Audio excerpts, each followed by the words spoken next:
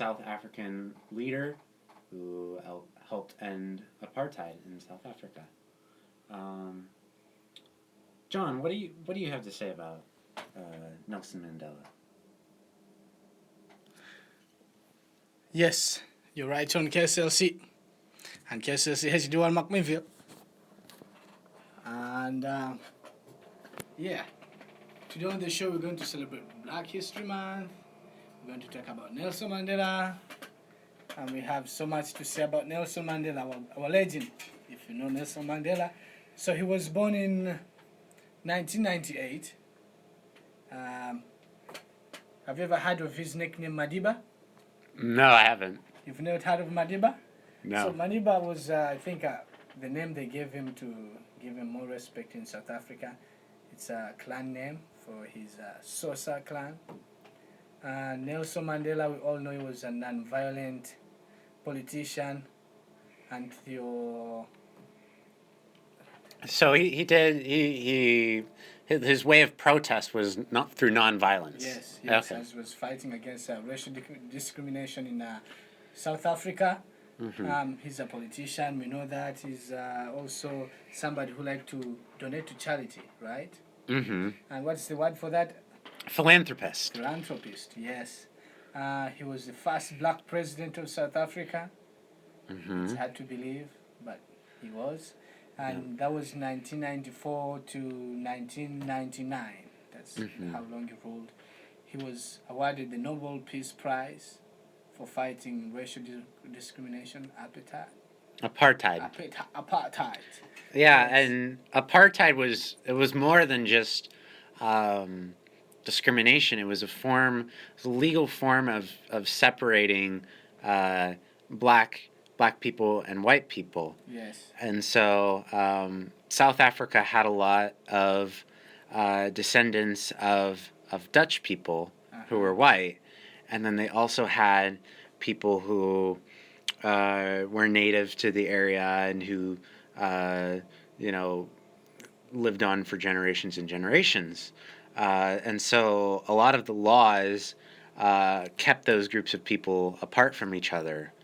And they did very heavily discriminate against black and colored people. So continue on. What else do you have to say about Mandela? I got two more things related to soccer. And To soccer. This is good. Soccer is big in Africa, and it feels really important when you see how much Mandela did for the world at large, and he was being able to recognize in different places of the world. First, I would say Uganda, my own country. Mm-hmm. We recognized Mandela, and we dedicated our national stadium to Nelson Mandela. It's called the Nelson Mandela National Stadium. So we are proud of that. And also, if you didn't know, the 2010 World Cup, part of it being in South Africa, was another dedication to Nelson Mandela from the World Football Federation, that's FIFA. So that was about Nelson Mandela on our Black History Month. I hope you enjoyed it. Tune in next Thursday. We'll bring another black African leader and try to remember our legends all over the country. Great. Right on Lavi Reggae Show, brought to you by Ladady and Reggae Daddy. Alongside Hippie Dave. Awesome. All right, Hippie Dave, what you got? Well, I've got some more reggae songs. We're gonna play some more reggae. All right, let's get into a little bit more chronics. We've got Here Comes Trouble. So let's play this chronics one.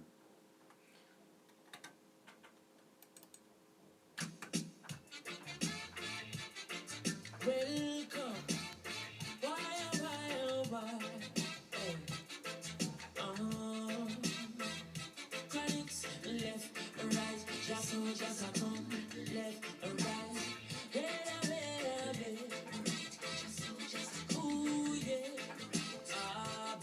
yeah. So here comes trouble, here comes the danger. Send by the say, come the Rasta. You. I am a star, Here comes trouble, here comes the danger. Sent by the Savior, welcome the Rasta youths. Now the general.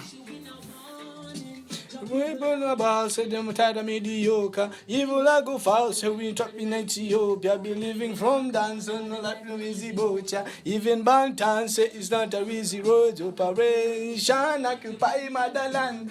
Calling us soldiers to carry to the land.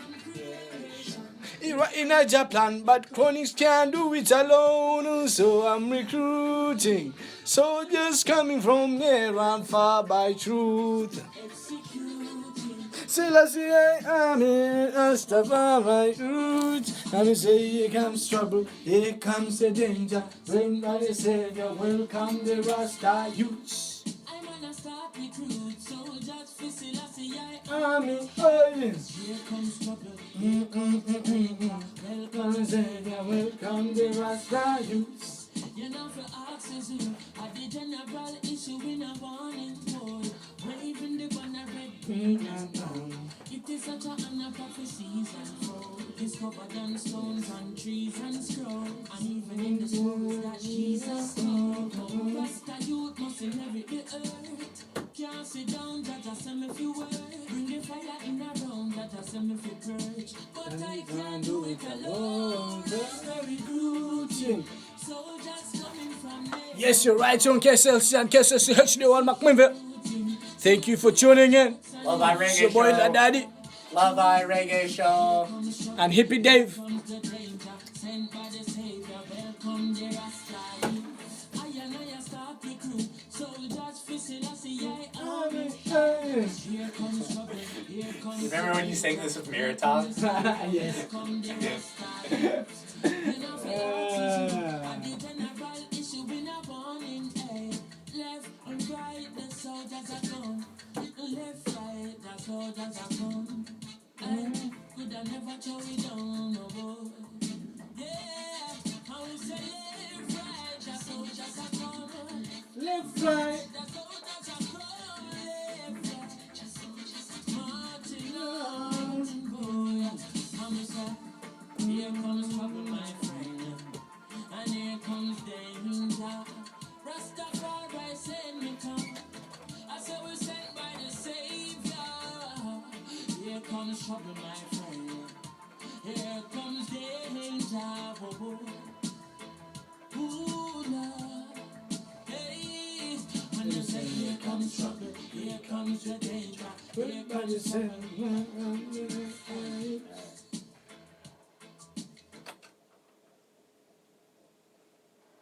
Pull it all the way up, all the way.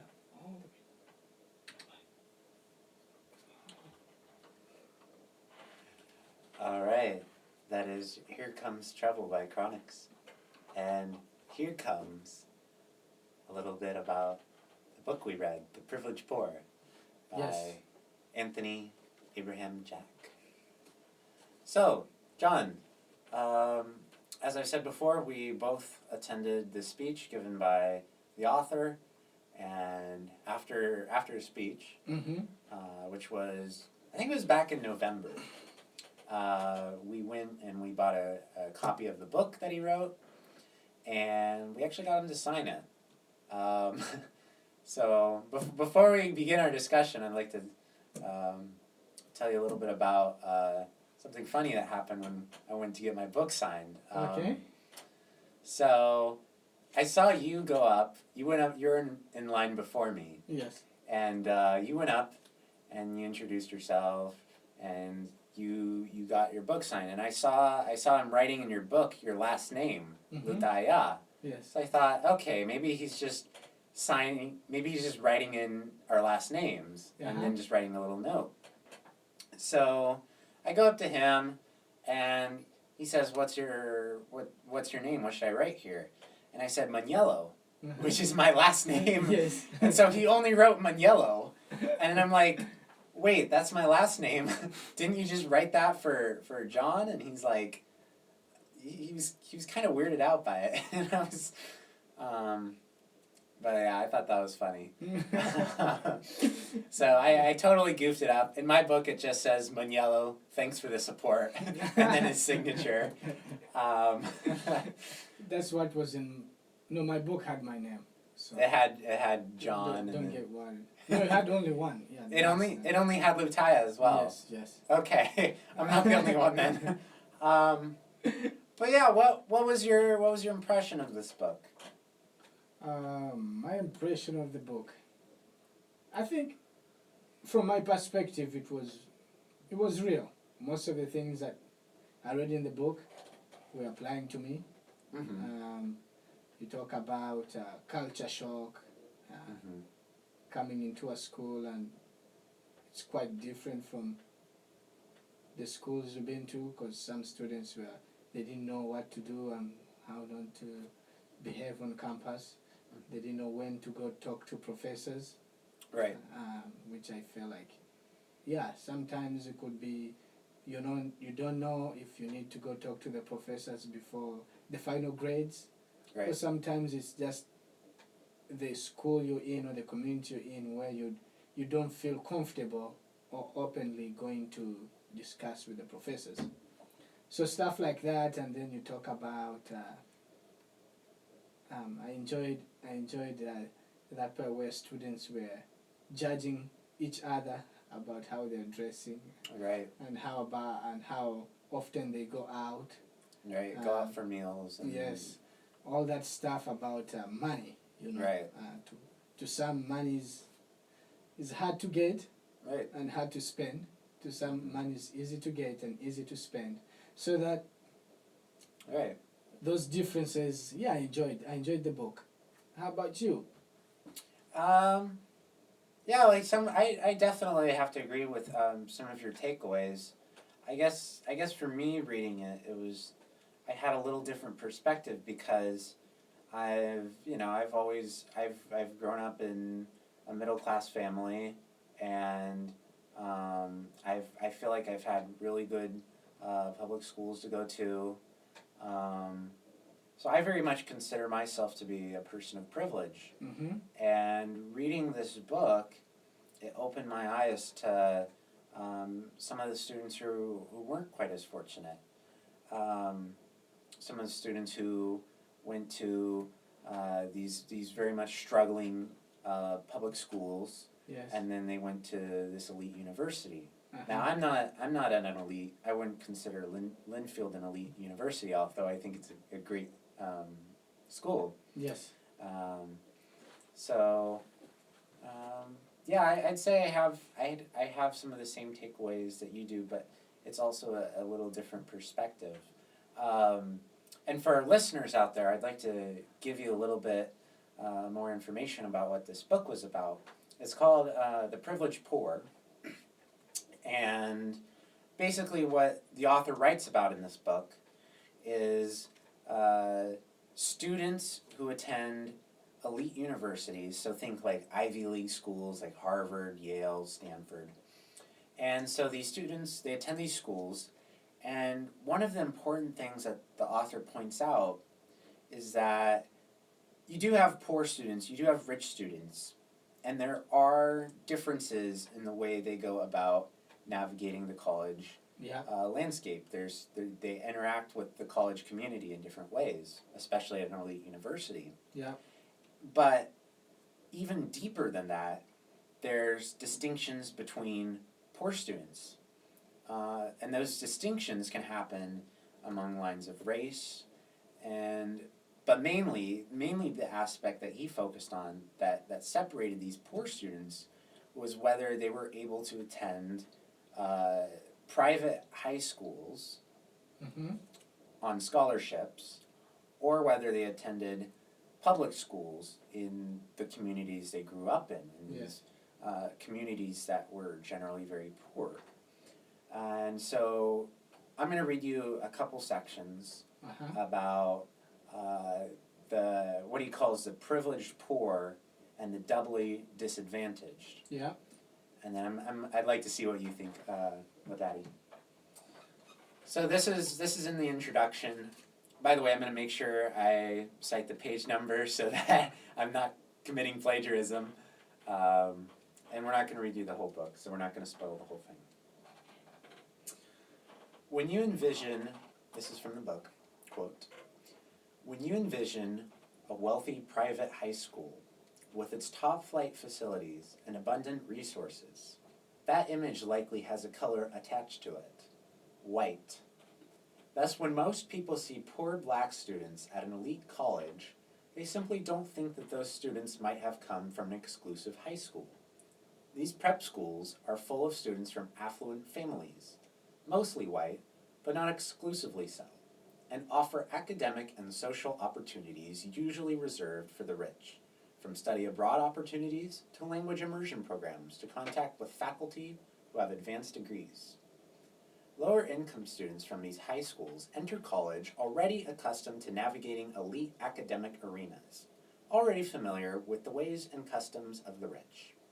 True, they are poor, but they have the privilege of an early introduction to the world that they will enter in college.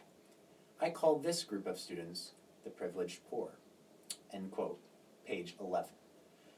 So basically he's talking about these students who are poor, that they were able to attend wealthy or private high schools with mostly wealthy white students on scholarships. And then the next section I'm going to read you, which is a little bit shorter, is about what he calls the doubly disadvantaged. Quote, undergraduates who enter college from these schools traverse troubled hallways and endure disordered classrooms before college. When they first set foot on an elite college campus, it looks, feels, and functions like nothing they have experienced before. I call these students, who are both poor and unfamiliar with this new world, the doubly disadvantaged. So what are your thoughts on that, Ladady? Do you think that coming in from different educational backgrounds has a big difference? And could you maybe talk a little bit more about your personal experience if you feel comfortable sharing it? Yes, I think we all have, because if you remember later in the book, he says how the other class of students, the wealthy students, when they come into the elite schools, it feels like home for them. Yeah. Well, or the students who were able to attend those private high schools. Yes. They're still familiar with it.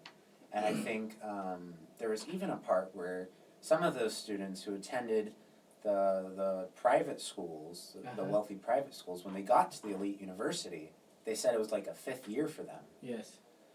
But continue on with what you were saying. So I think from that perspective, when you come in and you're feeling home, because that's, I think, the whole point of doubly disadvantaged and the privileged poor and the wealth students was the comfort on campuses, right?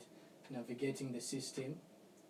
So yes, there's a difference. It's like the system is designed more heavily towards one group of students. Mm-hmm. So when you come in and you're not familiar with the ways, because your upbringing, it didn't give you the opportunity, you're going to feel a little uncomfortable. So you have to learn how to navigate the system. And everybody goes through that, but some people find it even harder, because it's like if you don't have enough support system, things get hard. So like from my perspective, let me see, if I went to an elite college in Uganda or Kenya, I think I would be like the privileged poor, because my high school was a private high school. I got lucky, I got a scholarship into a private high school, and I got some of the advantages and the comfort. But then coming over here, it's a different whole system. It's a different whole system. So you have to again navigate the ways. Right. I think for me, the biggest thing that made me feel more comfortable was I was ready for this. Not necessarily for the education, but I was ready to be abroad. Okay. It was my choice. It was my effort, and so me just being comfortable socializing with people. Although I was blind, and I'm still blind, you know, blind to the culture, the things that happen around you. Right. It takes long before you discover them. Well, I don't necessarily see it as blindness. I see it more as a certain sense of unfamiliarity, because you know the place you grow up in, or the places you grow up in, they very much shape your views. And I can say that as someone who's grown up in the U.S., I obviously have more knowledge about U.S. culture, U.S. mainstream culture. Yes. But I would also say that there's a lot of things that I don't know about even mainstream culture in the U.S. So I don't necessarily see it as a blindness that you have, or this fact that you can't see or can't grasp U.S. culture. I see it more as you're still trying to learn things, and it gets harder as you get older. Yes. I've grown up with this culture, and so for me it seems very familiar. Yeah. So. Yeah, I see what you mean. I would say it's both, being unfamiliar, and blindness is still there, because let's say for you, even like, let's say there may be a situation where you're interacting with your friends, Right. and then something happens, but you don't sense it until you learn about it in your classes or are way ahead of you. Like, I remember this situation, it happened and I didn't know what to say, you know. What would you say? So it's like being a child and enjoying the moment, you know. When you're a child, you just enjoy the moment, then the naivete, right? Right. So the reason why I bring up the blindness, the naivete, is when I read the book, that's when I realized, I'm partly part of these guys, although I'm not, we don't have the same experience. I'm an international student. Right. I have my own challenges. Yeah. There are a few things I can relate to, you know, navigating with the professors and just going out and enjoying those things. Right. So the book was overall, for me, a good educational tool to understand not only me, but the students around me. Right. Yes. Yeah. So I'd like to read another section. So we've been talking about student experiences, how this book is opening our eyes to the experiences of students. And I know this was taken at an elite university, but I'd like to read this section about one student's experience at the university. So before you read, what is your take? How do you navigate your experience at Linfield? So how I navigate my experience at Linfield? Yeah. I would say that academically, I feel like I've been able to navigate it really well, because in high school, I would go in after school sometimes, and I would work with my teachers on something. I would go in for test corrections or to work on revising a paper with my teacher. And so that gave me the confidence and the experience to seek out my professors in college. Yes. And to say, hey, I could use some help on this. Can you help me? Yeah. And that's one of the things that Anthony Jack discusses in this book, is that a lot of students from disadvantaged backgrounds, a lot of the students who went to public high schools in poor areas, they did not know how to interact with these professors that they saw as authority figures. Yes. And these professors that they were almost, they tried to avoid them, it seemed. They tried to just work hard on their assignments, and they thought that was the way you get good grades. And if you don't interact with your professors, you're not going to get as much. Well, one of the things it talked about was you're not going to get offers to work with them on research. Yeah. You're not, and it also does affect your grades and your academic performance. So I'd like to read this section about a student's experience, because I think it's one thing to talk about statistics and research, but I think it's another thing to actually hear the experiences that students go through. That's right. Read it. Let me hear. All right. Quote, "She struggled to come to terms with losing a dear friend. She also worried about how to help her mother, who lived not too far from where her friend was killed, get the medical care she needed. Concern about rent rising due to gentrification kept her up at night. She did not know how long her family would be able to afford their apartment. Ogun also had to serve as intermediary and interpreter for her mother at various state welfare agencies. These things, in addition to her 20-page history paper and physics midterm, weighed on her, taxed her with bandwidth, and interrupted life on campus in ways they typically did not for her affluent peers." End quote. Page 60, I cite my sources. Okay. And I would like to mention, I did say a name in there, but it's a pseudonym. So the pseudonyms are included in this book. We did not actually reveal the names of these students.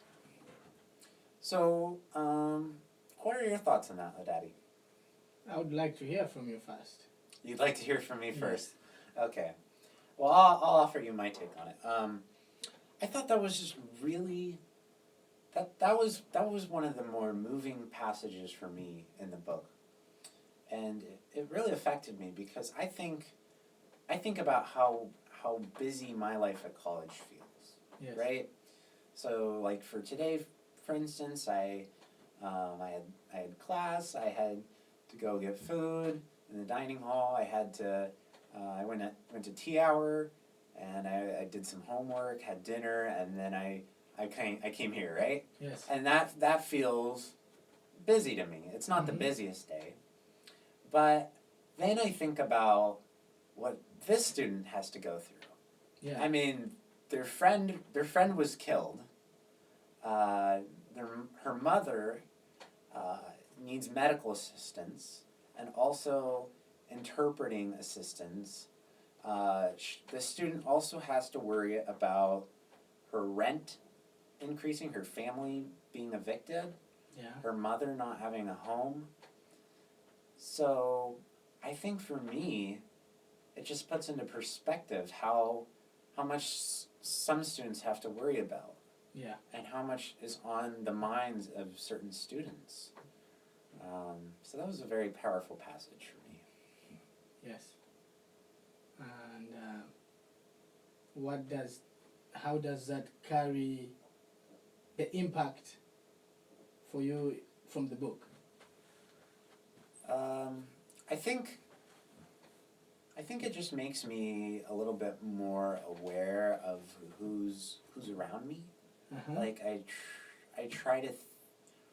I live in a very different world from that, where I don't have as much to think about, and so for a long time I thought, okay, that's normal, right? And so I think I tend to think that the people around me aren't going through similar situations. Yeah. And the thing is, if you're going through something like that, chances are you're not going to talk about it with someone else. Yes. So it just made me think that there could be all these people around me, and there probably are people around me who are going through some of these things. And that was just really interesting for me to think about. Yeah. I mean, those are one of the tough stories when you read the book, and There's a lot of them. there's a lot of them. I remember the girl that was I don't remember, but anyways, like when you hear that story from the girl, like if you notice, most of those things in her way, they are outside, right? They're external. Right. The things she can't control. She can't control, and you add on the internal, that is the college, life in college, navigating student life and managing grades. So I think from the point of the book, how elite colleges are failing students, because part of the things that were talked in the book was resources like explaining office hours, professors being available to open to students so they can understand what goes on. Like it's more than just tutoring and whatever, asking questions. It can be part of it is personal life, right? Right. He talked about therapy. That is not something that was. It's not something that is big in those colleges yet. For students like her, therapy, if it was really available and accessible, it can help.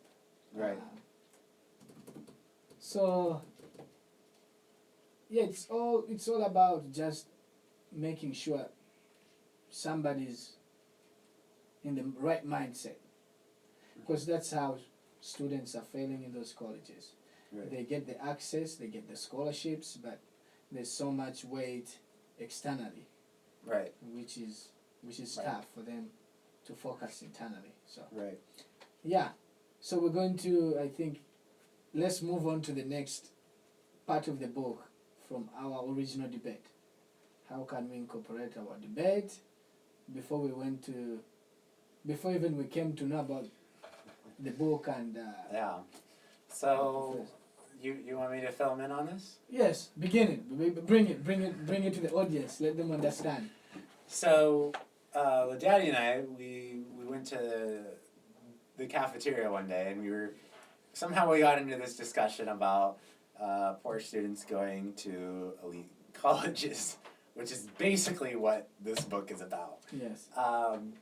And this was before we read the book, before we'd heard of the speech, and I argued that poor students do go to these universities, and that they do get a lot of opportunities through these universities.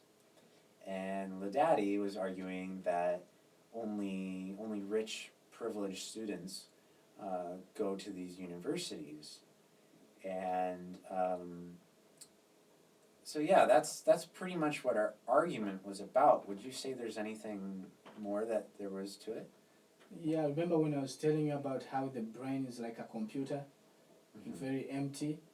What you put in the brain is what makes the difference. Yeah. So you were yeah. So there was also that part, which was students from lower income backgrounds will not have the same level of preparation for university.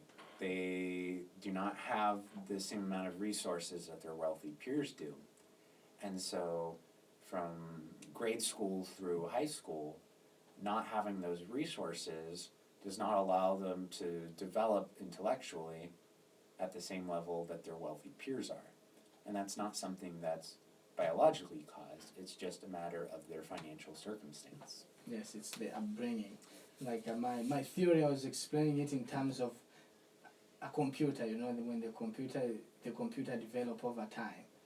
The person who works with a computer makes the computer powerful. We've seen different kinds of computers. It's the person behind the computer that makes it powerful. And especially when we're talking about the elite colleges, my argument was most of the students that are in those elite colleges, that the rich students, not only by value of money, but also value of education, what's in their brain. And for the poor students that get lucky to be there, they're the students that have been able to get access to education, because those elite educations, they usually have the obstacle for you to get into them. You have to be really wise, bright, intelligent, right? Well, you have to be able to demonstrate it Yes. through grades and SAT scores. So yes, I didn't like what I feel like when I was bringing up my argument was, it was just logic and trying to reason from my perspective. Right. I was able to come to get some American scholarships because I was able to get somebody behind me who knew the right information to teach me to get into this school, American schools, and most of my friends in Uganda, they did not get that information. Right. So that was the difference, besides being poor. And when we're having our debate, I told you, those schools, they're not what they really are. They're just trying to, they still have their goals, their fundamental goals. They want to produce the smartest kids in the country, and the bottom line is they want to make as much profit as they want, right? Yeah. So when I read the book, for me was like, I'm starting to connect, especially when you read about the privileged poor. That's the kids I was describing in my initial argument. Mm-hmm. The ones having the computers are better, because they had the opportunity to get into elite high schools that provide scholarships and education to get into those schools. Overall, I think the book taught me a lot. Yeah. I was able to learn what I did not expect, the challenges when the kids get there. So for me, it was more of very few rich kids and elite schools. Poor kids, sorry, right? So there are more poor kids than you expected, right?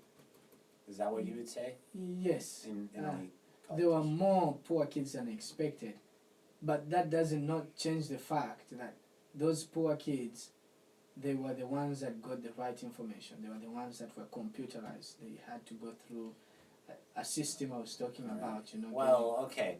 So you are partly correct on that. That was the privileged poor. Mm-hmm. And then we had the doubly disadvantaged who did not attend the private high schools, Uh-huh. and a lot of them had to navigate the system on their own. Yes. Figuring out how to apply to this elite college or university, how to study for SATs, how to keep their good grades up. Yes. And there's so much more to it as well. But yeah, so anyways, in conclusion, both of us were just looking at this book from the perspective of a non-elite college or university. I think there's a lot of stuff that still applies. That's right. All right, and anything you want to comment about the book overall? No, I mean, I think we've covered it pretty well. So to our listeners, if you want to hear more about this book or read this book, just look it up online. I'm sure there's copies online. It's a great book, The Privileged Poor: How Elite Colleges Are Failing Disadvantaged Students, by Anthony Abraham Jack. You've heard from David. Thank you. You've been live on KSLC and KSLC HD1 McMinnville, your top reggae station. It's 9:30 at night. What do you think, Ladady? Do we have enough time to talk about our breaks, or do we have to save that till next week?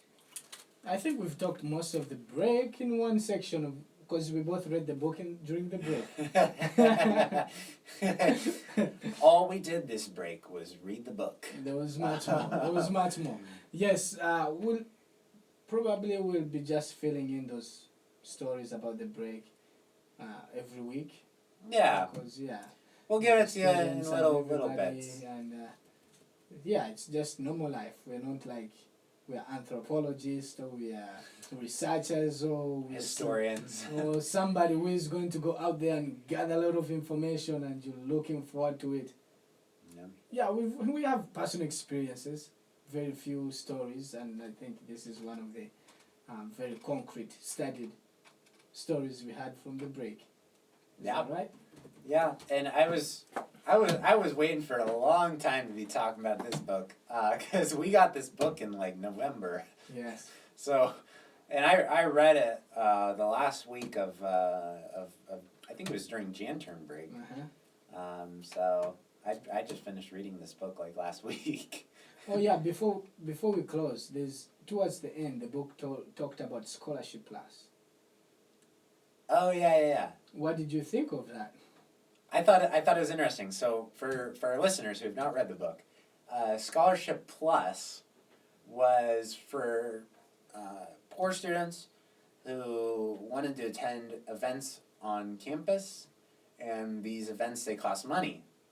And so what the university did was they gave poor students Scholarship Plus, which allowed them to attend, I think it was 5 events per semester. Something like that. Something like that. And so, but it was really interesting how they carried it out at first. They had lines to get your tickets. Yeah. And the students who were on the Scholarship Plus, the poor students, they got in a line that was separate from the other students, the students who could pay for it up front. And I thought that was really interesting because a lot of poor students, they didn't want to go out into public and buy tickets. Yeah, it was a sensitive thing. It was a very sensitive, and also historically, according to the U.S. history, it's something that can be related to segregation, right? Right. Very sensitive, and I think we're running out of time. We'll come back next week and talk about Scholarship Plus. Remember to tune in on Right On KSLC and KSLC HD1 McBainville. Yes. It's been a lovely Thursday. Ladady the True Reggae Daddy. Alongside Hippie Dave. All right, Hippie Dave, close some reggae. What reggae you got? What reggae you got? Oh man, what reggae do I have? We've already played Red Red Wine. I'm not gonna play that one again. Yes, find something. Find something. Let's go Christopher Martin. He's one of your favorites, right? Yeah, thank you for tuning in. You've been live on KSLC and KSLC HD1 McBainville. Your true boy, Ladady. Yes, and Hippie Dave. Hey Dave. We'll see you next Thursday. Another Reggae Thursday. Bye-bye.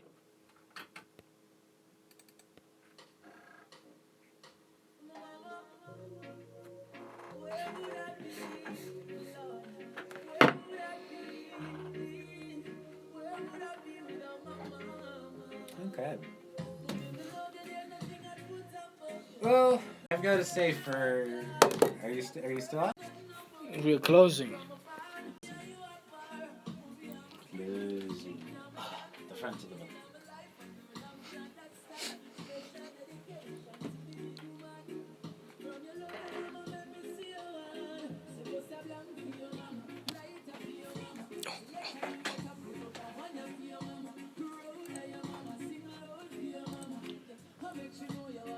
First show of the semester.